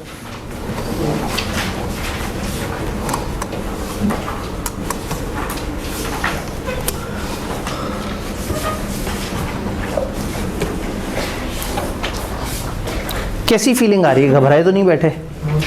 चीज़ें समझ आ रही हैं? पास पेपर डिस्कशन 2009 से ऑनवर्ड इस चैप्टर से जब जब जिस एरा में आईकेएप में सवाल आता रहा उसको मैंने तरतीब से अरेंज किया हुआ है। ऑटम 2011 में सवाल आया define acceptance, when is an acceptance considered valid under contract act 1872। Acceptance को डिफाइन करें और बताएं कब एक एक्सेप्टेंस वैलिड होती है, जब उसके एसेंशियल्स पूरे हो जाएं। अब इतना जुमला लिखने के 7 नंबर नहीं देंगे, इसका मतलब है हमें वो पूरा राइटअप देना होगा। और है ही कितना सा, इतनी सी जगह पे चंद बातें लिखी हुई हैं। 7 नंबर का प्योर रट्टे वाला सवाल आ गया। पेपर में 3 तरह के सवाल आते हैं, एक प्योर रट्टे वाला सवाल होता है, एक प्योर लॉजिकल होता है और एक ऐसा होता है जो देखने में ज़रा लॉजिकल सा लगता है, जब करने बैठते हैं तो उसके अंदर क्रैमिंग होती है। तो ये डिस्कशन मैंने अभी नहीं करनी, ये डिस्कशन मैंने करनी है जब आपने पहला टेस्ट दिया होगा, अपना दिमाग लगाया होगा, टकरें मारी होंगी, फिर जब आप मुझे मिलेंगे तो फिर मैं आपको बताऊंगा कि पेपर में किस तरह के सवाल को स्टार्ट एंड करने का आइडियल तरीका क्या है। अगर मैं इस वक्त बता भी दूंगा तो मज़ा नहीं आएगा। मज़ा तब आएगा जब आपने एक टेस्ट को टकरें मारी होंगी, सोचा होगा, बैठे होंगे, स्टार्ट किया होगा, फिर कंफ्यूज हुए होंगे, फिर नए तरीके से स्टार्ट किया होगा। तो इस एक्टिविटी के बाद जो लर्निंग होगी वो बड़ी ज़बरदस्त होगी। तो कल का टेस्ट आप बगैर गाइडेंस के देंगे, आप अपने कॉमन सेंस से देंगे कि आपने उसको कैसे आंसर करना है। और मंडे को जब हम मिलेंगे तो मैं उसको सही तरीका आपको बताऊंगा। फिर आईकेएप में हमने ये ई मार्किंग होती है, आपने अभी तक आप में से अक्सर ने कंप्यूटर बेस्ड एग्जाम दिए हैं, तो दिस इज़ द टाइम कि मैं आपको पहली दफ़ा बताऊं कि जो पेपर बेस्ड एग्जाम है उसका आईकेएप का क्या प्रोटोकॉल और आपने क्या क्या एहतियातें करनी है। जैसे फॉर एग्जांपल अक्सर बच्चों को नहीं पता होता, आदत नहीं बनी हुई होती, आईकेएप में ब्लू इंक नहीं इस्तेमाल कर सकते। अब पीआरसी एमसीक्यू बेस्ड है तो वहाँ बॉल पेन की ज़रूरत ही नहीं पड़ी, तो कभी सोचा ही नहीं। लेकिन कैफ में आप ब्लू कलर की इंक नहीं इस्तेमाल कर सकते, आपको ब्लैक कलर ही यूज़ करना पड़ता है। ये एक बात है। इस तरह की कई बातें हैं वो मंडे के लिए हैं। तो मंडे को हम पहले टेस्ट को डिस्कस करेंगे, फिर ये वाली बातें करेंगे, फिर टाइम हुआ तो थोड़ा सा आगे पढ़ेंगे। लेकिन ये चीज़ ज़रूरी है कि हमें पता लगे कि हमने अटैम्प्ट कैसे करना है। तो ये रट्टे वाला सवाल था, टाइप 1 सवाल, सीधा सीधा सा रट्टा, पेपर में आया तो डील कर लेंगे। अगला सवाल, what is the time limit after which a proposal can not B revoked. वो कौन सा टाइम है जिसके बाद आप ऑफर रिवोक नहीं कर सकते। ऑफरर के नज़दीक एक्सेप्टेंस का जो टाइम है ये वो टाइम है जिसके बाद अपने प्रपोजल को आप रिवोक नहीं कर सकते। यानी एक्सेप्टेंस हो जाने के बाद, इसकी नज़र में एक्सेप्टेंस हो जाने के बाद, और इसकी नज़र वो है जो वो वहाँ से चला था। तो क्या ये बात समझ आई? What is time limit after which proposal can not be. तो इधर भी कोई लॉजिक नहीं थी, कोई साइंस नहीं थी। थोड़ा आगे चलते हैं, फिर सीधा सवाल आ गया, how and on what grounds a proposal stand revoked. एक प्रपोजल कैसे कैसे ख़त्म हो जाता है, लिस्ट पढ़ी हुई है आपने, सीधा सीधा टाइप 1 रट्टे वाला सवाल, लॉजिकल सवाल आ गया। यस, अब देखते हैं। मुराद नामी एक शख्स है, offered his car to Sanam for rupees 4 lakh. सन 2015 में उसने 4 लाख रुपए की गाड़ी, पता नहीं 2015 में भी 4 लाख की कौन सी गाड़ी थी, लेकिन मुराद ने सनम को अपनी गाड़ी ऑफ़र की है कि मेरे से 4 लाख में गाड़ी ले लो। सनम एक्सेप्टेड, सनम ने फ़ौरन कबूल कर लिया। इतनी प्यारी ऑफ़र कौन ठुकराता है 4 लाख में गाड़ी। Accepted the offer and enclose the pay order of 1.5 lakh. उसने 1.5 लाख का पे ऑर्डर रवाना कर दिया with the promise to pay the balance in monthly instalment of 62,500 each, और वादा कर लिया कि मैं उसके बाद 62,500 की मंथली इंस्टॉलमेंटें देना शुरू कर दूंगी। ऑफर क्या थी? मेरी गाड़ी 4 लाख में खरीदनी है और सनम ने 1.5 लाख का रवाना कर दिया चेक और बाकी वादा कर लिया। ये तो एक्सेप्टेंस नहीं है, काउंटर ऑफर है। ऑफर एक्सेप्ट अनकंडीशनली होनी चाहिए ना। उसने कहा 4 लाख, आप 4 लाख दे दो, उसकी चीज़ पकड़ लो, ख़त्म कहानी। ये जो आपने 1.5 लाख भेजा और खुद ही से एक वादा कर लिया, ये बेसिकली आप काउंटर ऑफर कर रहे हो कि मेरे से 1.5 लाख अभी ले लो, 62,500 की किस्तें ले लो और गाड़ी मुझे दे दो। Under the provision of contract act explain whether it is a valid contract. क्या वैलिड कॉन्ट्रैक्ट है? आप कहेंगे नहीं, आप पेपर में नो लिखेंगे और लुडियाँ डालना शुरू कर देंगे कि मैंने समंदर को कूजों में बंद कर दिया और मैंने एक नो लिख के अपना सारा गुस्सा निकाल लिया। वो एक 0 लिख के अपना सारा गुस्सा निकाल लेंगे। आई कि अपने एक एग्जामिनर कमेंट में कहा कि जब हमने एक सवाल पूछा हो कि इस सवाल का जवाब येस है या नो है, अगर उस सवाल का जवाब येस है और बच्चे ने भी लिखा है येस, तो हम उसको कोई नंबर नहीं देंगे। मैं कहा मुझे लगा मैंने गलत पढ़ा। इन्होंने कहा अगर हमने पेपर में पूछा है कि सवाल का जवाब येस है या नो और जवाब येस हो और बच्चे ने भी लिखा हो येस, तो हम उसको देंगे 0 नंबर। तो मुझे लगा कि शायद मैंने गलत पढ़ लिया, लेकिन फिर थोड़ा ध्यान से पढ़ा तो उन्होंने कहा इसलिए कि उसने लॉजिक नहीं दी। हम एज्यूम करेंगे कि उसने कॉपी किया कहीं और से, यानी उन्हें लगता है बच्चे सवाल से पूछो यार उस सवाल का क्या जवाब, उसने कहा यस यस, हाँ ठीक है जी यस। तो यस से काम नहीं बनेगा, नो से काम नहीं बनेगा। अब पूरा मुद्दा सजाना पड़ेगा वकीलों की तरह। अब आप कहें कि देखो कानून ये कहता है कि एक्सेप्टेंस अनकंडीशनल होनी चाहिए, और अगर एक्सेप्ट करने वाले ने कोई शर्त ऐड कर दी तो वो काउंटर ऑफर बन जाती है, जिससे ओरिजिनल ऑफर ख़त्म हो जाती है। पहले उनको कानून की जानकारी दी, जैसे वकील नहीं जज को कहता जनाब जज साहब सेक्शन 42 को जाके पढ़ें, सेक्शन 42 ये कहता है कि अगर मुद्दई ने फलाना को ऐसे करके तेज़ तलवार से जो है कत्ल करने की कोशिश की हो तो फलाना होता है।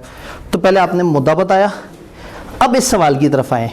इन दिस क्वेश्चन सनम ने खुद ही से ही ये वाली हरकत कर दी, लॉ बता दिया, सिचुएशन हाईलाइट कर दी, एंड पे जवाब दे दें देयरफॉर ये वैलिड नहीं है। तो आई को आपसे प्यार हो जाएगा, उसकी आंखों से आंसू निकल आएंगे। वो कहेंगे इतना अजीम बच्चा, सारी बात ही बता दी, कानून भी बता दिया, सिचुएशन पे भी तबसरा कर दिया और पुख्ता सा जवाब भी दे दिया, तो वो 3 लिख के आपके पेपर पे आगे चल पड़ेगा। लॉजिकल सवाल करने का सबसे प्यारा तरीका, लॉ बताएं एक पैरा में, सिचुएशन डिस्कस करें दूसरे पैरा में, और तीसरे में अपना जवाब दे दें। प्रॉब्लम कहाँ है? एफएससी तक हमने अपनी इंग्लिश यूज़ नहीं करनी होती थी किताब की, यहाँ तो अपनी इंग्लिश देनी पड़ गई, कोई नहीं देनी पड़ रही। जो पहला वाला पैरा है उसमें तो लॉ बताना है, वो तो आपने याद किया हुआ है। दूसरे में सिचुएशन डिस्कस करनी है, जो सवाल ने फैक्ट बताए हुए हैं बस वो उठा के आपने 2 लाइन में लिख देने। In this case Sanam accepted the offer and enclose a pay order of this with promise to pay. इस तरह से आपने वही सवाल के फैक्ट्स डिस्कस कर दिए, और एंड पे अब आपने जवाब देना है। जब जवाब देना है तो उधर भी इंग्लिश लिखनी है, कोई बात नहीं, सवाल की इंग्लिश उठा लें। Explain whether it is a valid contract, no this is not a valid contract. तो हमेशा जब भी लॉजिकल सवाल आएगा, बी लॉ का एक बहुत बड़ा अलमिया ये है कि बच्चे कहते हैं कि रट्टे वाले तो हम डील कर लेते हैं, लॉजिकल सवालों में समझ नहीं आता उसको लिखना कैसे है। मैंने पहले दिन जब प्रॉब्लम डिस्कस किए थे तो एक बहुत बड़ा प्रॉब्लम था how to attempt ICAP questions. तो रट्टे वाला सवाल सीधा सीधा लिख दें, लेकिन जो लॉजिकल सवाल है उसके साथ करें 3 टुकड़े। तो ये है टाइप 3 सवाल जो प्योर लॉजिकल था, और लॉजिकल सवाल को कैसे करना है ये हमें समझ आ गया। जी जी, सनम ने ऑफर एक्सेप्ट कर ली है, आपने कहा ये इसलिए कि लिखा हुआ है कि सनम ने एक्सेप्ट कर ली। हम उसे एक्सेप्टेंस कहेंगे जो एक्सेप्टेंस की शराइत पूरा उतरेगा। सनम ने एब्सोल्यूट एक्सेप्टेंस नहीं दी, अनकंडीशनल एक्सेप्टेंस नहीं दी। अगर सनम कहती क्या बात कर दी तुमने, ये पकड़ो 4 लाख और 2 गाड़ी मुझे, मैंने कहा था बाइनी ही 100% जो बोला वो मान लिया, तो ये है एब्सोल्यूट एक्सेप्टेंस। सनम ने एक्सेप्टेंस मशरूत रखी, यानी उसने खुद ही से एक चेक भेज दिया और खुद ही से कह दिया कि मुझे 2 किस्तें कर दो। तो इसका मतलब है कि सनम ने एक्सेप्ट शर्तों के साथ किया है। तो अब ये एक्सेप्टेंस नहीं है, ये काउंटर ऑफर है। यूं समझो सनम ऑफर कर रही है कि 1.5 लाख का चेक ले लो और 2 इंस्टॉलमेंट ले लो, कबूल है या नहीं? या उतनी इंस्टॉलमेंट ले लो जितना उसका प्लान है। कितनी इंस्टॉलमेंट बनेंगी? 1.5 लाख पे कर दिया तो 2.5 लाख बच गए, तो 62,500 की 4 किस्तें। तो इसका मतलब ये हुआ कि सनम ने ऑफर की है कि मेरे से 1.5 लाख पकड़ लो और 4 किस्तें पकड़ लो 62,500 की और गाड़ी मुझे दे दो। अब इसने एक्सेप्ट किया तो बात बनेगी, वरना नहीं बनेगी। तो ऑफर तो मर गई थी। याद है हमने कहा था ऑफर मर जाती है अगर काउंटर ऑफर आ जाए। तो जब ऑफर ही नहीं रही तो एक्सेप्टेंस भी नहीं। तो यहाँ प्रॉब्लम ये था कि एक्सेप्टेंस गलत तरीके से हुई है। इसका मतलब है कि अगर आपने लॉ पढ़ा हुआ है, समझा हुआ है और जहन में है, तो सवाल एक पहेली है। ऑब्वियसली आपकी किताब से बाहर निकल के सवाल नहीं पूछेंगे, वो सवाल जो पूछेंगे वो किसी कानून की चीज़ को थोड़ा सा घुमा के पूछा होगा। तो बस आपने उसको पिक करना है और उसको प्यारे तरीके से लिखना है, और इस लिखने की प्रैक्टिस है। ये जो हम वीकली टेस्ट की बात कर रहे हैं या बीच बीच में भी टेस्ट आएंगे, उसका मकसद ये होगा कि आपकी राइटिंग की प्रैक्टिस होती रहे। कभी कभी हम जोश में आएंगे तो आपको कुछ ड्राफ्टिंग के सेशंस भी करवाएंगे, जिसमें ड्राफ्टिंग स्पेशलिस्ट टीचर जो है वो आके आपसे कहेंगे चलो भाई मेरे सामने लिखो, फिर आपको कान भी पकड़वाएंगे, फिर आपसे कहेंगे ये ऐसे क्यों लिखा है, ऐसे क्यों नहीं लिखा, फिर थोड़ा सा खुद लिख के दिखाएंगे। तो वो इस तरह से करके भी बीच में जब हमें मौका मिलेगा तो इस तरह के भी कुछ सेशंस रखेंगे। बस आप पढ़ते चले जाएं। हमने अपना काम करना है, आपने सिर्फ डेली वो काम करना है जो मैं आपसे कहता हूँ। कौन सा? कम से कम लिखने वाला और हफ्ते में 1 दिन याद करने वाला। वो 1 दिन आज आ जाएगा। ओए बड़ा सा सवाल। बदर, who is owner of मशहूर associate, sent one of his employees Aftab in search of his pet horse which has been missing for 5 days। उसने अपने एक एम्प्लॉई आफ्ताब को भेजा कि मेरा एक पेट हॉर्स है, घोड़ा है, वो गुम हुआ है 5 दिन से। बदर ने एडवर्टाइज किया एक रिवॉर्ड 20,000 का अखबार में for anyone who find his missing horse. एक तरफ से अपने एम्प्लॉय को रवाना कर दिया कि तुम ढूंढो, और एक तरफ से अखबार में इश्तिहार दे दिया मैं 20,000 रुपया दूंगा उस शख्स को जो मेरा घोड़ा ढूंढ के लेके आएगा। Aftab unaware of the newspaper advertisement. Aftab को न्यूज़पेपर एडवर्टाइजमेंट का नहीं पता। ट्रेस द हॉर्स, वो जो निकला था तलाश में वो हॉर्स को वापस ले आया और उसको इस न्यूज़पेपर के ऐड का नहीं पता। Subsequently on knowing about the reward, जब बाद में उसे रिवॉर्ड का पता लगा, आफ्ताब ने बदर से कहा पैसे। तो और बदर ने क्या कहा होगा आगे से? केड़े पैसे।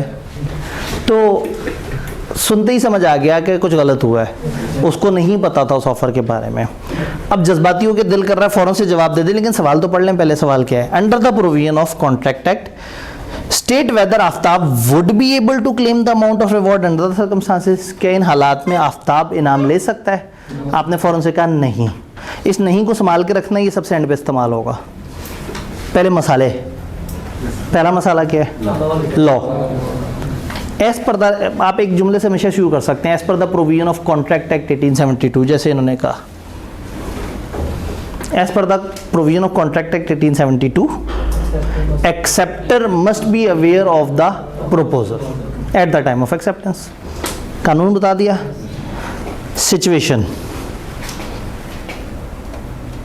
Aftab is unaware of the newspaper.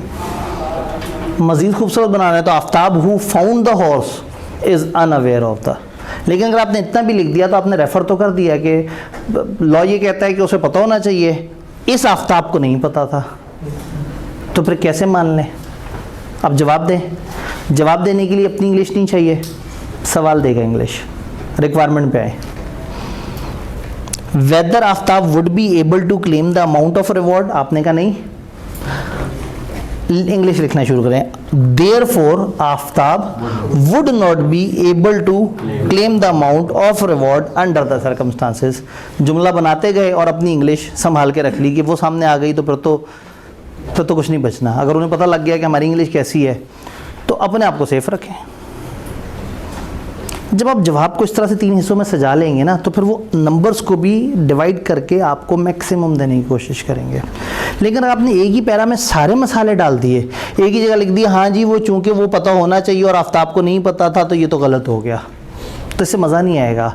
आपने चीज़ें तो पूरी कर दी लेकिन शायद वो 2 नंबर आपको दे देंगे, इससे ज़्यादा नहीं देंगे। तो कोशिश करें 3 पोर्शन में डिवाइड करें। और ये मैं नहीं कह रहा, ये आई के अपने कई दफ़ा कहा है। आई के अपने हर तीसरी चौथी अटैम्प्ट के एग्जामिनर कमेंट में रोते हुए कहा है कि क्यों नहीं बच्चों को समझ आती कि आपने सिनेरियो वाले सवालों में 3 चीज़ें कवर करनी होती हैं, लॉ की प्रोविज़न, सिचुएशन की डिस्कशन और रिजल्ट। तो इसको पूरा करते जाएं, नंबर मिलते चले जाएंगे। क्या बात समझ आई? थोड़ा सा आगे बढ़ते हैं। Under the provision of contract act 1872 list the essentials of valid acceptance. मर्जी है, 7 नंबर के लिए पूछा था, वहाँ डेफिनेशन भी पूछी थी। थोड़े से बड़े हुए, उन्होंने कहा बच्चे अब सियाने हो गए, अब ज़्यादा लिखने की इनमें पावर आ गई है, तो इस दफ़ा कितने के लिए पूछ लिया? 4। हो सकता है लिखते हुए आप थोड़ा बहुत शॉर्ट कर दें, लेकिन अगर आप लिखने बैठे ही हैं तो थोड़ा सा ज़्यादा लिखना और थोड़ा सा कम लिखने में मुश्किल से 1-2 मिनट का फ़र्क पड़ना है। तो ज़्यादा लिख दें, सोचे ही ना कि उन्होंने कितना पूछा है, 6 लाइनें लिखूँ या 15 लाइनें लिखूँ। अगर आपको पता है और आपको डाउट हो रहा है, बिल लिस्ट द एसेंशियल्स, तो क्या मैं एक लाइन लिख दूँ? पता नहीं, हो सकता है वो थोड़ा ज़्यादा सोच रहे हो और मुझे नहीं पता वो क्या सोच रहे हैं। तो ज़्यादा लिखने और कम लिखने में फ़र्क है टाइम का। अगर आपको आता है तो 1 मिनट 1.5 मिनट लगना, आप सारा लिख देंगे। तो बी लॉ का गोल्डन टोटका, जब भी कम और ज़्यादा में डाउट हो, ज़्यादा लिखना है।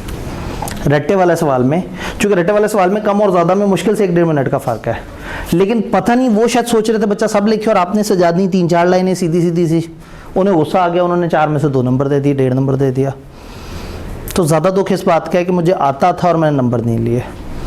तो जब डाउट हो, कम लिखूं ज़्यादा लिखूं, आपने क्या करना है? ज़्यादा लिख देना है। सवाल समझ आया? प्रॉपर सिचुएशन देखते हैं जी, हो क्या रहा है। 3 सितंबर को सलीम ने एक लेटर भेजा कि वो गाजी को अपना लैपटॉप सेल करना चाह रहा है 50,000 का। लो जी, 2018 में भी 50 का बेच रहा था, तो ये वाले भाई भी 50 का बेच रहे थे। तो हमारी एग्जांपल हमें रिवाइज करनी चाहिए, लाख रुपए का बेचेंगे बाइंदा ये, ठीक है। ख़रीदार बदल गया, पहले कोई और ख़रीदार था ना यहाँ जी, ठीक है, वो चला गया। वो किधर है? अच्छा वो पीछे, ठीक है। उसने कहा लो जी मैं पीछे चला जाता हूँ, मैं काम का बीच में आ जाता हूँ, अच्छा भला सुकून से बैठा होता हूँ। 3 सितंबर 2018 को सलीम ने एक लेटर से कहा कि वो गाजी को 50,000 का बेचना चाहता है। 3 सितंबर को ख़त भेजा और ख़त मिला कब? 5 सितंबर को। ज़माना तेज़ हो गया था, ख़त जल्दी पहुँच जाते थे। 6 सितंबर को गाजी ने एक्सेप्टेंस का लेटर दिया सलीम को, और वो लेटर कब पहुँचा? यहीं रुक जाते हैं, पोस्टमार्टम करते हैं। सलीम के नज़दीक कॉन्ट्रैक्ट किस दिन कंप्लीट हुआ है? 6 सितंबर, जब एक्सेप्टेंस का ख़त रवाना। और पेपर में शर्माना नहीं है, ऊपर जवाब लिखना ना तो नीचे एक रफ वर्किंग कर लें, बना दें एरो, कोई मसला नहीं है। उनको दुख नहीं लगेगा, अच्छा लगेगा कि बच्चा कोशिश कर रहा है, ट्रैक कर रहा है मेरे सवाल को, थोड़ा सा समझने की कोशिश कर रहा है। तो कोई नंबर नहीं करते यहाँ रफ वर्किंग के, ये बड़ा प्रोफेशनल एग्जामिनेशन है, वो FSC तक के मजाक होते थे। यहाँ अगर आपने नीचे रफ वर्किंग की और ऊपर उसका सोल्यूशन नहीं लिखा है, ओके, उन्हें समझ आ जाएगा कि ये बच्चा थोड़ा सा समझ रहा है कि मेरी सिचुएशन क्या है। तो सलीम बाउंड हो रहा है आप लोगों के मुताबिक 6 को, ऐसे ही है। और दूसरा कौन था? गाजी। गाजी कब बाउंड होगा? तो अब अगेन मुझे बताएं, सलीम अपनी ऑफर कब तक रिवोक कर सकता है? 6 तक। और जो दूसरा कौन? गाजी, वो एक्सेप्टेंस कब तक रिवोक कर सकता है? 8 से पहले। Salim wrote a letter of revocation of his offer and posted to Ghazi 5 सितंबर। बचत हो गई।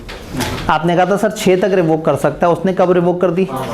जिस दिन वो भेज रहा है वो इम्पोर्टेंट है, पहुंच रहा है वो इम्पोर्टेंट है। पहुंचा कब? लेटर रीच गाजी ऑन, ओहो, 6 को उसने एक्सेप्टेंस रवाना कर दी, ऑफर का रेवोकेशन का खत पहुंचा, तो इसका मतलब है वो खत अब बेकार हो गया, यानी कॉन्ट्रैक्ट क्रिएट हो चुका हुआ है, ऑफर रिवोक नहीं हुई। Required under the provision of contract act 1872 briefly describe. पहला सवाल When the communication of offer and acceptance and revocation of offer was completed as against Salim and Ghazi under the above circumstances. ऊपर की situation बताएं, offer कब complete हुई थी दोनों की नज़र में, एक्सेप्टेंस कब कंप्लीट हुई थी दोनों की नज़र में, और रेवोकेशन कब कंप्लीट हुई है दोनों की नज़र में. ऑफर कब कंप्लीट हुई है दोनों की नज़र में? जब पहुंची थी. कब पहुंची थी? 5 को पहुंची थी. तो 5 को वो हो गया था, ऑफर कंप्लीट हो गई थी.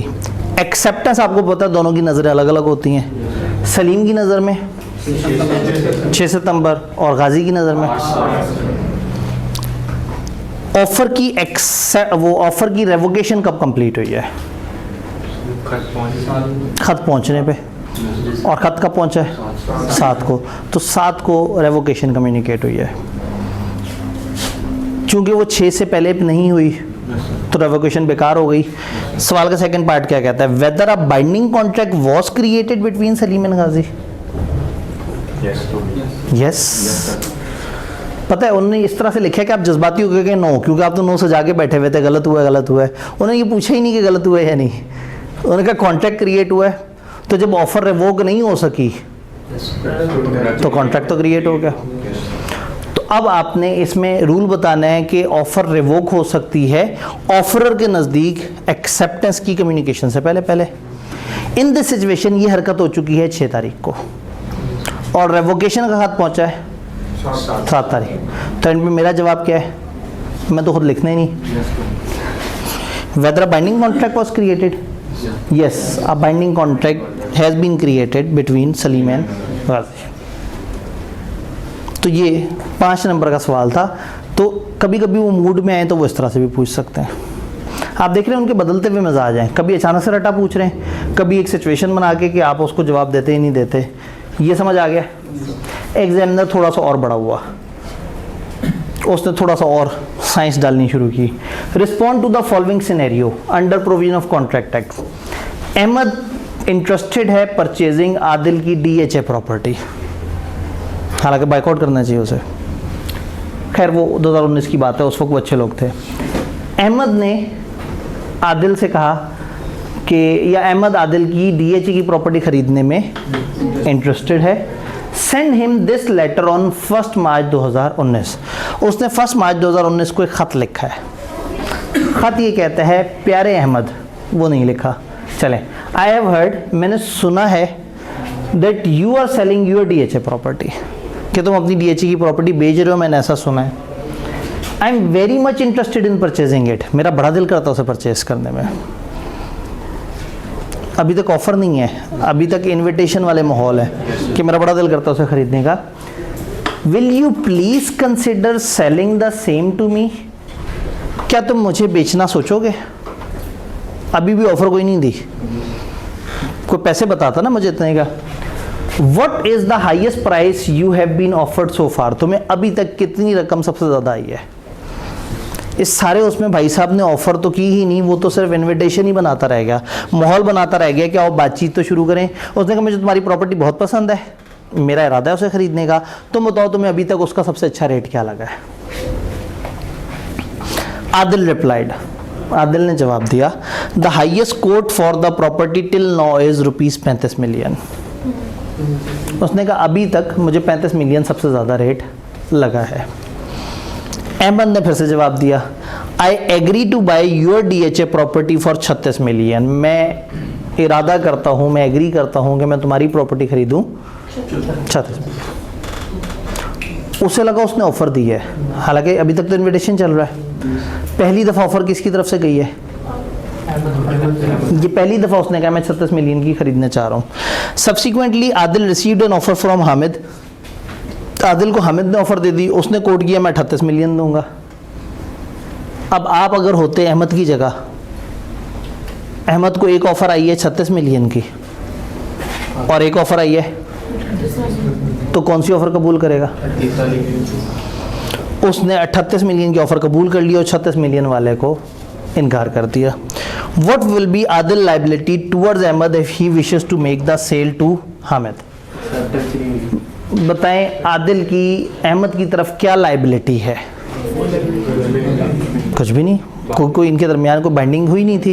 ये नहीं कि वो आपको कंफ्यूज करना चाह रहे थे कि आपको लगे ऑफर हो गई थी, एक्सेप्टेंस हो गई थी, हालांकि ऐसा नहीं था, माहौल चल रहा था, बातें चल रही थी अभी। तो इस वक्त तो सिर्फ बातें ही चल रही थी, कोई ऐसा वादा नहीं था। जिस वक्त अहमद ने कहा मैं 36 मिलियन में ख़रीदना चाहता हूँ, तो ये एक्सेप्टेंस नहीं थी, ये ऑफ़र थी। अगर वो मान जाता तो बाउंड हो जाता, उसने नहीं माना, उसने किसी और की 38 मिलियन की ऑफ़र मान ली। बात समझ आई? इन सब के लिखे हुए सोल्यूशन किताब में मौजूद है। इस वक्त मकसद सिर्फ ये है कि हम देख रहे हैं कि ये सवाल किस तरह के आ रहे हैं, हमने इसको अप्रोच कैसे करना है। डन? ले जी, एक बहुत ही नया एग्जामिनर नया आया, लेकिन वो था हमारी तरह थोड़ा सा छापे मार, कॉपी पेस्ट। उसने पिछले सवाल जाके देखिए, एक आइडिया उठाया। Respond to the following independent scenario under the provision of contract act. Batool offer to sell her flat to Saqib for 42 lakh. Sakib accepted the offer and sent a check of 15 lakh with the stipulation to pay the balance in 24 equal monthly installment of 1,12,500 each. Explain whether it is valid contract. इस वक्त गाड़ी हटा के किरदार बदल दिए, flat आ गया, कीमतें बदल दी, और एक नए तरीके से सुर्खी पाउडर लगा के उन्होंने सवाल आपके सामने रख दिया। अब अगेन कहानी वही है, रूल वही है, काउंटर ऑफर वो सब कुछ उसी तरह से है। मैं जो चीज़ हाईलाइट करना चाह रहा हूँ वो ये है कि सन 2020 में जो बच्चा बैठा तैयारी कर रहा होगा और उसने इस तरह से किसी किताब से पिछले पास पेपर्स किए होंगे प्रैक्टिस के लिए, वो कितना छलांगे मार रहा होगा पेपर में। इसका मतलब पास पेपर करने का एक फ़ायदा तो ये है कि आपको ट्रेंड समझ आ जाता है, और कभी कभी ये जैकपॉट भी लग जाता है कि सीधा सीधा कोई सवाल रिपीट हो जाता है। रट्टे वाला सवाल रिपीट हो तो वो तो ज़ाहिर है, वो आप तो आपकी स्किल है, लेकिन अगर एक लॉजिकल सवाल रिपीट हो जाए जिसकी लॉजिक आपको पहले से पता है, तो पेपर में और इजी हो जाता है। आईकेप के एग्जामिनर की एक आदत है, वो अक्सर पास पेपर के सवाल रिपीट करता है। आप पेपर में जाएं तो 2-3-4 ऐसे पार्ट्स मिल जाते हैं जिसमें रेपिटिशन होती है, तो पास पेपर करने से एक अच्छी प्रैक्टिस हो जाती है, हौसला भी हो जाता है, और पेपर में पास होने की प्रोबेबिलिटी भी बढ़ जाती है। तो सवाल की लॉजिक में नहीं जाएंगे क्योंकि सवाल पहले जैसा ही है। ये एक नया सवाल लग रहा है। Part A, under provision of contract act list the essential of valid acceptance. एक बात ज़रूर समझ आ गई है, अब आपसे कोई पूछेगा कि यार इस चैप्टर में से बताओ सबसे पहले क्या रट्टा मारूं, आप कहेंगे एक्सेप्टेंस के एसेंशियल रट्टा मार लो। 3 दफ़ा तो एग्जामिनर पूछ चुका है। तो पास पेपर करने से ये भी थोड़ा समझ आ जाता है कि रट्टे के हिसाब से कौन सी चीज़ एग्जैक्टली ज़रा ज़्यादा ज़रूरी है। 4 नंबर के लिए पूछा, 7 नंबर के लिए भी पूछा था, 4 नंबर के लिए पहले भी पूछा था, पूछ लिया। दूसरा पार्ट, लेकिन नंबर 2, ये पढ़ने के बाद आपको एहसास होगा इसके नंबर 2 क्यों है, क्योंकि 2 नंबर सवाल है। Suleman son was missing, Salman का बेटा गायब था। Mahmood one of the body guard of Salman volunteer to find Salman son. Mahmood जो कि सलमान का बॉडी गार्ड था, उसने कहा जी टेंशन ना लें, मैं ढूंढ के लेके आऊँगा आपके बच्चे को। Meanwhile Salman give an advertisement in newspaper कि मैं 25,000 का रिवॉर्ड दूंगा किसी भी ऐसे शख्स को जो मेरे मिसिंग बॉय को ले आए। Mahmood found the boy and brought him home. Mahmood जिसने खुद ही कहा था मैं लेके ला के दूंगा, वो बच्चों को घर ले आया। सलमान ने रिफ्यूज़ कर दिया कि मैं तुम्हें रिवॉर्ड नहीं दूंगा, और महमूद ने केस कर दिया सलमान के अगेंस्ट। क्या है अब आपके पास इसका जवाब? ये देखा देखें सवाल कितना चेंज हो गया। वहाँ घोड़ा गुम हुआ था, यहाँ बच्चा गुम हो गया। वहाँ वो था, वहाँ किसको कहा था, वहाँ एक एम्प्लॉई को कहा था, यहाँ गार्ड को कह दिया। वहाँ एक बात लिखी थी कि उस एम्प्लॉई को नहीं पता था ऑफर का, यहाँ वो नहीं लिखा हुआ, लेकिन ये भी नहीं लिखा हुआ कि उसे पता था। ऐसा सवाल जिसमें कुछ डाउट हो, आपको अगर करके जवाब दे देना चाहिए। अगर उसे पता है तो ये जवाब, अगर नहीं पता तो ये जवाब। तो नंबर इसलिए कम रखे थे कि उन्हें पता था कि अगर किसी ने पहले से पढ़ा हुआ होगा तो वो तो फटाफट इसका जवाब लिखना शुरू कर देगा। तो सवाल वही वाला रूल है, अवेयर ऑफ द प्रपोजल वाला, से फ़र्क ये है कि सवाल नहीं बता रहा कि उसे इनाम का पता था या नहीं पता था। तो हम बस कह देंगे कि अगर उसे पता था तो हक बनता है उसका, और अगर नहीं पता था तो नहीं बनता। डन। अब अगेन वही वाली बात है कि चूंकि उसकी ड्यूटी उस एम्प्लॉई की भी थी, अब ये ड्यूटी है और उसके साथ उसने अखबार में इश्तिहार दे दिया। वो इश्तिहार देते हुए कहता कि जिसकी ड्यूटी लगाई है उसके अलावा अगर कोई ढूंढ के ला के दे। अब चाहें तो आप पेपर में ये डिबेट कर सकते हैं। तो हो सकता है सवाल का एक दूसरा अल्टरनेटिव ये हो कि कुछ लोग लिखें कि चूंकि उसकी ड्यूटी थी, उसे तो ढूंढ के लेके आना था, उसका इनाम नहीं बनता था। तो आईकेप उसको भी टिक कर देगा और उसको भी टिक कर देगा, क्योंकि उन्हें ये नहीं देखना कि जवाब क्या दिया, उन्हें देखना है जवाब कैसे दिया है। ICAP में एक आध दफ़ा ऐसा था कि एक ऐसा सवाल था जिसके 5 जवाब थे और 5वां अल्टरनेट उन्होंने अलाउ किए हुए थे कि ये लिखो, ये लिखो, ये लिखो, इनमें से कुछ भी लिखो, हम वैलिड कर देंगे। तो क्या ये बात समझ आई? नहीं जी, HL, a new customer approach BT for purchase of 5 television sets। एक नया कस्टमर है और वो आता है और कहता है मैं 5 टेलीविजन सेट खरीदूंगा। BT agreed to supply the television set on 6 March 2022 at a discount of either 10% और एक कस्टमर आया आपके पास, उसने कहा आपसे टीवी लेने हैं, उन्होंने कह दिया ठीक है जी हम आपको टीवी दे देंगे, या तो हम आपको 10% डिस्काउंट दे देंगे या 15% डिस्काउंट दे देंगे। Upon delivery HL demanded a discount of 15%। जब टीवी मिले तो HL ने कहा मुझे 15% डिस्काउंट दो, लेकिन BT ने रिफ्यूज कर दिया। बताएं क्या HL BT को लायबल कर सकता है कि उसने कॉन्ट्रैक्ट तोड़ा? क्या रूल नजर आ रहा है? सर्टेन ही नहीं है, पता ही नहीं लग रहा 10% मिलेगा या 20%। तो जब ऑफर ही वैलिड नहीं है तो कॉन्ट्रैक्ट क्रिएट ही नहीं हुआ। इसका मतलब कोई किसी की तरफ कोई जिम्मेदार नहीं है, ये कॉन्ट्रैक्ट ऑफर ही गलत थी। चूंकि ऑफर सर्टेन नहीं थी तो आपने अगर उसके बाद भी उसे कबूल कर लिया तो गलत ऑफर थी, तो जो कॉन्ट्रैक्ट है वो भी गलत बना। इसका मतलब ये कॉन्ट्रैक्ट वैलिड नहीं है और इसमें किसी का किसी की तरफ कोई क्लेम नहीं है, चूंकि अनसर्टेन थी offer. Clear? Under provision of Contract Act, identify how and on what grounds a proposal stand revoked. Also describe the time frame after which a proposal cannot be revoked. बताएं proposal कैसे कैसे revoke हो सकता है और वो बताएं कि कौन से टाइम के बाद प्रपोजल रिवोक नहीं हो सकता। तो प्रपोजल रिवोक होने वाला सवाल भी 2 दफ़ा आ गया और किस टाइम के बाद ऑफर रिवोक नहीं होती। तो एटलीस्ट इतना हमें ज़रूर समझ आ जाता है कि इस चैप्टर में से भी मज़ीद कौन सी चीज़ों पे एग्जामिनर का फोकस थोड़ा ज़्यादा है या किधरों से सवाल ज़्यादा अच्छे बनाने आते हैं, तो वो वाले टॉपिक्स को ज़रा और अच्छे तरीके से बंदा तैयार कर लेता है कि हाँ भाई ये तो एग्जामिनर का फोकस भी है। तो क्या आप दोनों जवाब दे सकेंगे? लें जी, रीसेंट सवाल, रीसेंट भी क्या पुराना ही है थोड़ा सा। Lime cement operates as a medium scale cement manufacturer and distributor. ये मीडियम लेवल पे सीमेंट वगैरह बना रहे हैं और बेच रहे हैं। कुछ इंफॉर्मेशन दी गई है। LC received an offer to export 50,000 bag of cement to Europe. इनको एक ऑफर मिली है कि 50,000 बैग सीमेंट के एक्सपोर्ट कर दें Europe. According to the offer document में लिखा हुआ है कि LC is required to send 2 sample cement bags to the customer. उन्होंने एक ऑफर दी है और कहा है कि हम आपसे 50,000 बैग सीमेंट की लेना चाहते हैं, लेकिन एक शर्त बताई है। क्या शर्त है? हमें 2 सैंपल सीमेंट के बैग चाहिए। ज़्यादा अगर ऑफर में शर्तें हों तो ऑफर को क्या चाहिए? एक्सप्रेसली बता दे। LC production team is carrying out a detail feasibility check. LC की प्रोडक्शन टीम जो डिटेल से देख रहे हैं कि हाँ भाई हम क्या मतलब ये 50,000 बैग चेक वगैरह वो कर सकते हैं या नहीं कर सकते। While its head of sale is aggressively pushing for the offer acceptance to be send immediately. और ये भाई साहब बार बार अपनी टीम से कह रहे हैं कि भाई हमने जल्दी जल्दी से इस ऑफर का जवाब देना है। Under contract act identify the possible situation in which the offer would be revoked. यानी आपसे कहा बहुत कुछ जहन में सोच लिया, अब साइड पे रखो। सवाल ये है कि ऑफर रिवोक कैसे कैसे होती है। मैंने आपसे कहा 3 तरह के सवाल आते हैं। एक होता है टाइप 1 प्योर रट्टा, list down the essentials, list down फलाना फलाना। टाइप 1 सीधा सवाल, रट्टे वाला सवाल, सीधा जवाब। एक होता है टाइप 3 सवाल, प्योर लॉजिकल सवाल, जिसको 3 स्टेप में जवाब देना होता है, लॉ, सिचुएशन, आंसर। एक होता है टाइप 2 सवाल, घटिया सवाल।